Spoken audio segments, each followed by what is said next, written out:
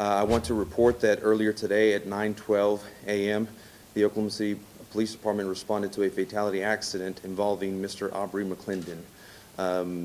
The information that I have right now is that his vehicle, which was identified as a 2013 Chevy Tahoe, was traveling northbound on Midwest Boulevard, just south of Memorial towards I-44, better known as Turner Turnpike. He went left of center, traveling at a high rate of speed, and collided into the west embankment wall of the overpass. His vehicle was engulfed in flames immediately, and he did not survive the accident. Once again, it appears that speed was most definitely a factor in the fatality. It's going to take our investigators approximately 1 to 2 weeks to completely finish the investigation and recreate the accident. But at this point in time, it looks pretty cut and dry as far as to what exactly happened. The medical examiner will make the final determination as far as the cause of death. It could have been something else. We do work fatality accidents where people have medical episodes just prior to the collision, but that's all the information that I have right now. Any questions? Is there any indication that he tried to stop the car, or did he drive straight into the wall? He pretty much drove straight into the wall. The information and the evidence out there at the scene is that he went left to center, went through a grassy area right before colliding into the embankment. There was plenty of opportunity for him to correct or get back on the roadway, and that didn't occur.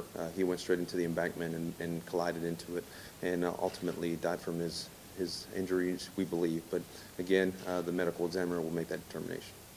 Any other questions? You said high rate of speed. Is there any number that you can give? The posted speed limit there is 40 miles per hour. He was going well above that. After we complete the investigation, we will be able to find out exactly how fast he was going. That is unknown right now. That determination is made as far as the damage on the vehicle and other evidence there on the roadway.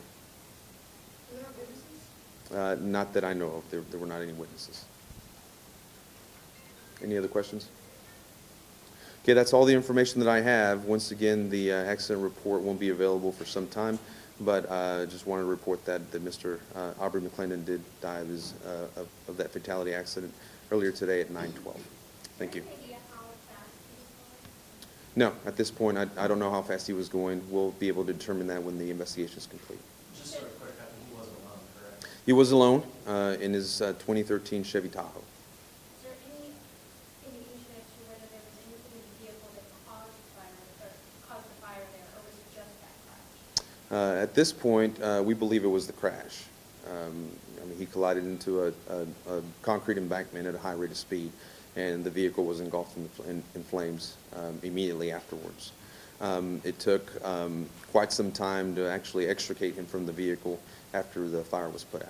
With him being in the news recently, is there any indication as to whether anyone has reached out to him for any type of medical help? I don't have any information regarding that. Do you know, did he have his seatbelt on? Was there anything like that? You know, what happens in an investigation such as this is that we are going to be able to download the information off of the computer in the vehicle, and that'll let us know exactly how fast he was going, whether he hit his brakes, whether he was wearing a seatbelt. The vehicle was so badly burned that really we were unable to tell whether he was wearing a seatbelt or not. Will the computer in the vehicle be salvageable? I don't know. You said it's going to take a couple of weeks to investigate this. What exactly is going to take place during those 2 weeks? Well, there's a lot of evidence at the scene. There's track marks as far as which direction he was traveling when he went off roadway. The information on the computer in the vehicle is also very, very important. Basically gives us a lot of data in reference to how fast he was going, how hard he pressed his brakes, things like that, how fast he was going at the time of the impact as well. So that's information that is obviously very helpful to us in the investigation. But there's also evidence at the scene that we can gather. It makes it a little bit more difficult in this case because the vehicle was completely burned after the wreck. So no evidence now that you can talk about of extra fuel or extra ignition sources in the vehicle? At this point, no.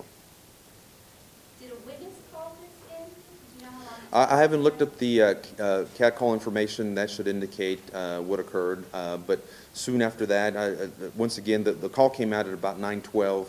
A few minutes later, emergency crews arrived to the scene and were able to start working on the vehicle. But again, it was, at this point, it was engulfed in flames, and it required the fire department to put the fire out. Any other questions?